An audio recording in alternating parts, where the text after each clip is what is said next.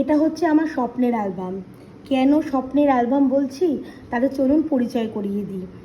2008, 9, 10 ওই সময়গুলো কিন্তু সেরকমভাবে ফেসবুক, ইনস্টা এগুলো কিচ্ছু ছিল না।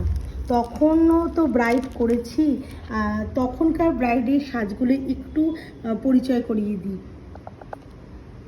দেখুন, তখন কিন্তু ওই ফেসবুকে ফটো দেখে বা ফটোগ্রাফার দিয়ে ফটো তুলে ওরকম কোনো ব্যাপার ছিল না।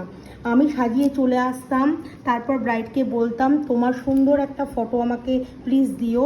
ব্রাইড আমাকে সেই ফটো মানে রেডি হয়ে গেলে ফটোগ্রাফার থেকে ফটো নিত, নিয়ে তারপর আমাকে সেই ফটো দিত, আমি দিয়ে এরকম অ্যালবাম করতাম। অ্যালবাম করার পর যারা আমাকে আবার বুকিং করবে নেক্সট, তাদেরকে আমি এই অ্যালবামগুলো দেখাতাম, দেখিয়ে মানে বুকিং আমাকে সেভাবে করতো। কত স্মৃতি আমার এই অ্যালবামের সঙ্গে, অনেক দিন পর খুঁজে পেলাম, তাই আপনাদের সঙ্গে শেয়ার করলাম। তখন কিন্তু এরকমই ব্রাইড করতাম। অনেক কথা মনে পড়ে যাচ্ছে, মানে সেই পুরোনো দিনের আমার কথাগুলো, বুঝতে পারছেন? তখন বৌভাতের সাজগুলো ঠিক এরকমই হতো। কেমন লাগলো আমার পুরোনো দিনের স্মৃতি একটু জানাবেন।